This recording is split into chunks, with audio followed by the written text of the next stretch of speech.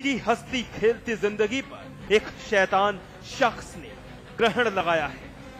महिला की मां ने तो पड़ोस के रहने वाले एक युवक ने कोई नशीली चीज सूंघाकर इसकी आबरू लूट ली। मेरे पति जी नहीं थे जी घर पे। मेरे पति जी ड्यूटी पर जा रहे थे 8 बजे रात के, तो उस टाइम लाइट आ रही थी। ठीक मेरे को पता है, मेरे पति देव को आवाज लगाई, मैंने कह दिया यहाँ पर नहीं है जी वे। तो फिर मैंने सोचा जा लिए, तो मैं खाना डालने के लिए बैठी थी बेड पे, फिर इन्होंने मेरा मुंह भींच लिया। तो मैंने शोर मचाने की कोशिश करी, उसने राजेंद्र ने बेचा। तो उस टाइम फिर मैंने शोर मचाने की कोशिश करी, तो उसने धमकी दी मैं तुम्हारे पति को मार दूंगा।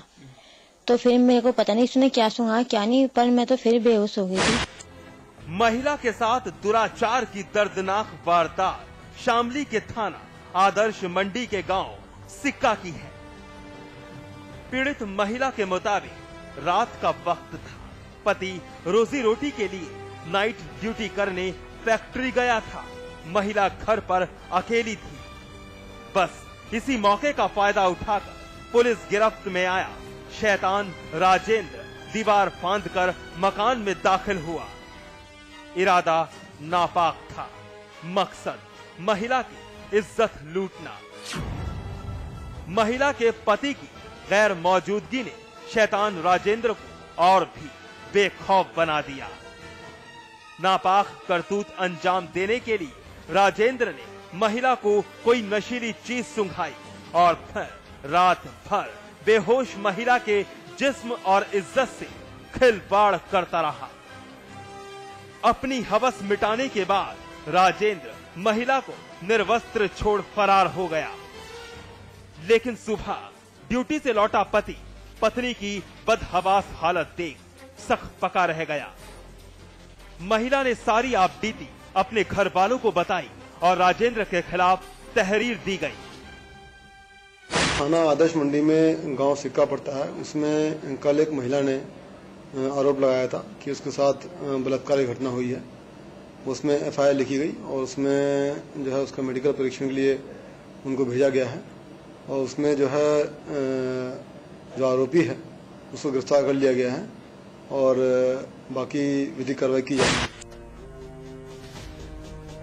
पीड़ित महिला की हालत और बयानों के मद्देनजर पुलिस ने मामला गंभीरता से लिया और आरोपी राजेंद्र के खिलाफ केस दर्ज कर गिरफ्तार कर जेल भेज दिया।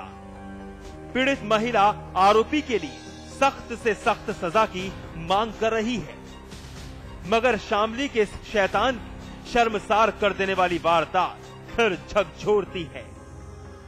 हमारी इंसानियत, हमारा ज़मीर, हमारी पहचान और हमारा ईमान आखिर कब तक यूं ही सड़ चुकी मानसिकता का शिकार लोग मानवता मिट्टी में मिलाते रहेंगे। वरुण चौधरी, शामली, समाचार प्लस। अंधेरे की अंधी खाई यानी अंधविश्वास एक ऐसा रास्ता जहां सिवाय धोखे के कुछ हासिल नहीं होता। अक्सर कुछ नजीर मिलती भी हैं, फिर भी जनता सबक नहीं सीखती। 21वीं सदी का लबादा पहनने के बावजूद भी कुछ शातिर लोग मासूम जनता की खुशियां छीन रहे हैं। आप भी देखिए अंधविश्वास की दिल दहला देने वाली आहट। अंधविश्वास का अंधेरा अभी तक है कायम। जनता बन रही शिकार। तांत्रिक देते हैं झांसा। झाड़ फूंक के जरिए हर मर्ज का इलाज और फिर राहत तो नहीं मिलती है गलती की सजा।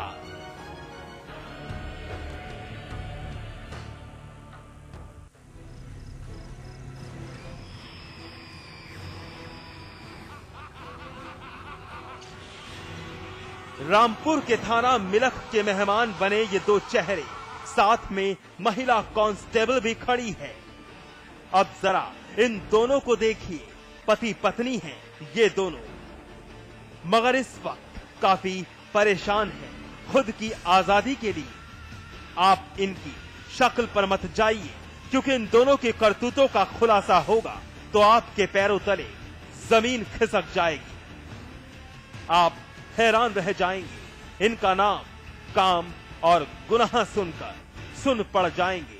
पति का नाम है अनोखे लाल और पत्नी का नाम सुषमा।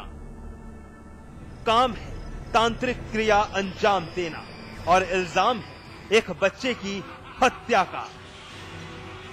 जी हां, सील बंद चादर में लिपटा शव अमित नाम के एक मासूम का है, जो अंधविश्वास की भेंट चढ़ गया।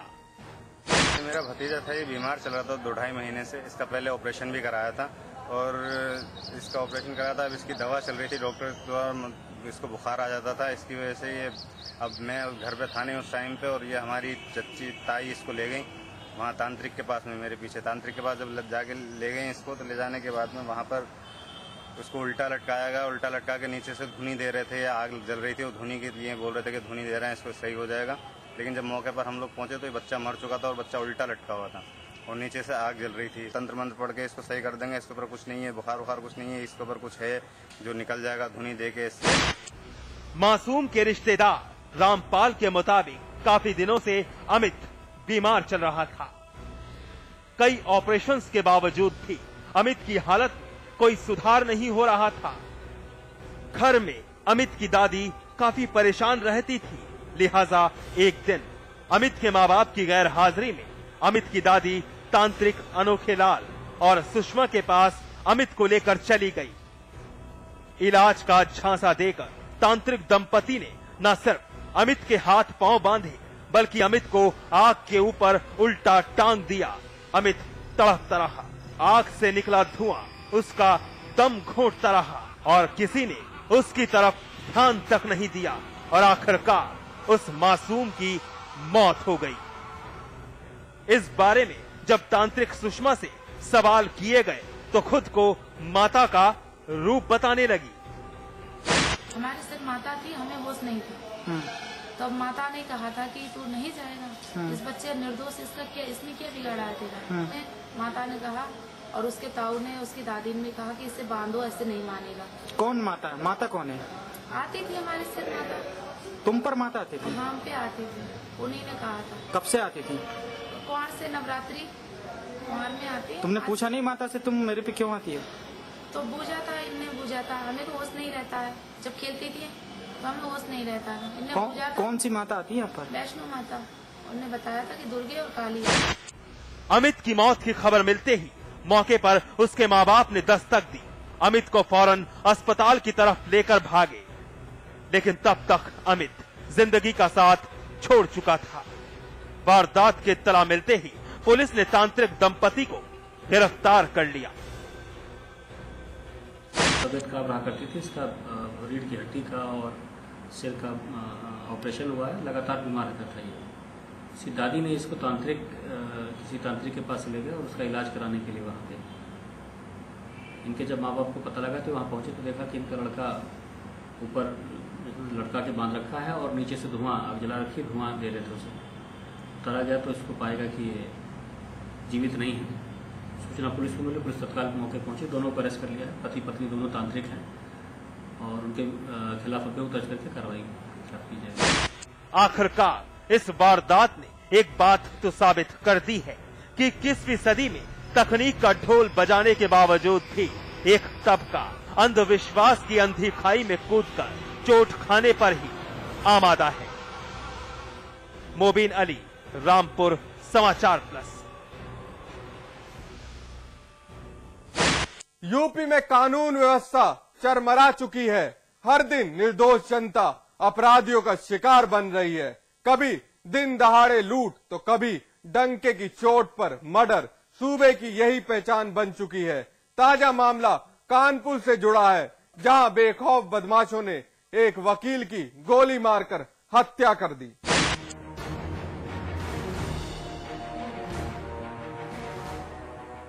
जनपद न्यायालय कानपुर नगर। न्यायालय के बाहर सैकड़ों की तादाद में वकीलों का हुजूम, 4 कांधों का सहारा लिए एक शख्स के शव को बार एसोसिएशन लाया गया है। न्यायालय के मुख्य गेट पर बैनर लगा हुआ है जिसमें साफ लिखा गया है कि कानपुर के अधिवक्ता आज न्यायिक कार्य से विरत है। दूसरी तरफ ब्लैक बोर्ड पर शोक सूचना दर्ज है। चलिए मामले को तफसील से बयां किया जाए। ये बैनर, ये शोक की लहर उस वकील की हत्या के मद्देनजर हो रहा है जिसकी गोली मारकर हत्या कर दी गई। तस्वीर उसी वकील प्रशांत की है जिसको इस मैनेजमेंट कॉलेज के बाहर मौत के घाट उतार दिया गया। खून से सनी जमीन प्रशांत की हत्या की गवाही दे रही है। नाराज वकीलों की मांग है कि जल्द से जल्द इस वारदात का खुलासा हो। कार्यकारिणी चुनाव में अभी इलेक्ट हुआ था और कल उसको साथ में शपथ लेनी थी उनका। प्रशांत द्विवेदी नाम है उनका।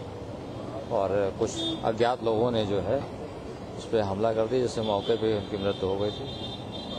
अभी कुछ जांच के दौरान पता लगा है कि एक मोटरसाइकिल शायद बरामद की गई है जो कि संभवतः तलाक माहौल के किसी क्षेत्र की है। और जब तक उसके अभियुक्त गिरफ्तार नहीं हो जाते हैं तब तो हम लोग अनिश्चितकालीन हड़ताल में। प्रशांत पेशे से एक वकील, बार एसोसिएशन कानपुर के कार्यकारिणी का सदस्य भी था और कानपुर के ग्वालटोली इलाके में रहता था। इसके अलावा 1995 में प्रशांत दयानंद लॉ कॉलेज का छात्र संघ अध्यक्ष रह चुका था।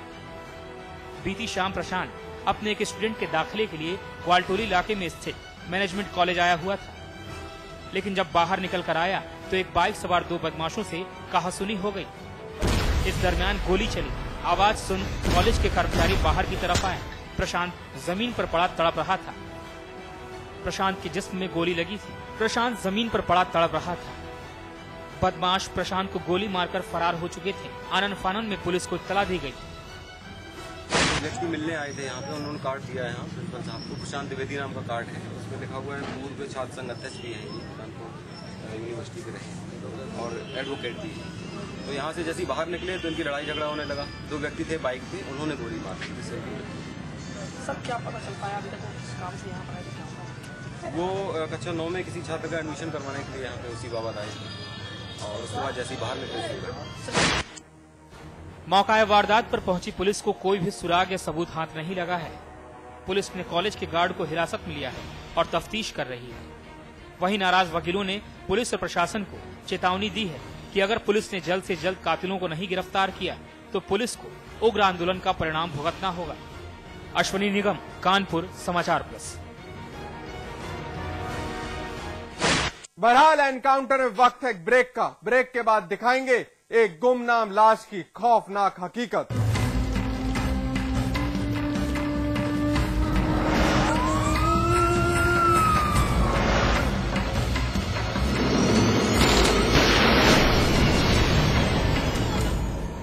विराज कंस्ट्रक्शन प्रस्तुत करते हैं आपके शहर लखनऊ में फैजाबाद रोड पर संपूर्ण आवासीय योजना बीबीडी ग्रीन सिटी। निर्माण कार्य तीव्र प्रगति पर। आज ही संपर्क करें।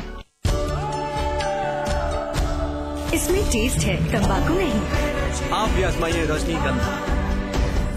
रजनीगंधा भले तो वास्तु एवं प्राच्य विद्या विशेषज्ञ पंडित दिवाकर शर्मा लेकर आए हैं वास्तु एवं फेंग शुई का विश्वकोश।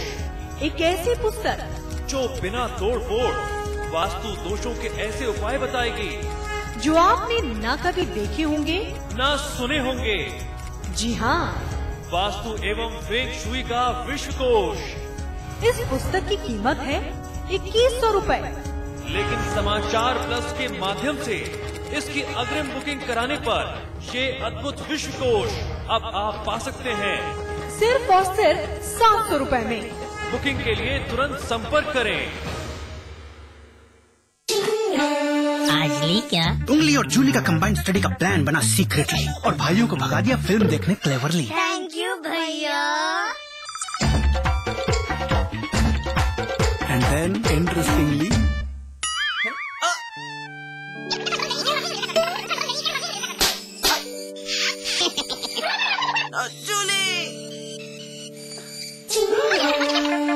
Refreshing mini gums. आज ली क्या?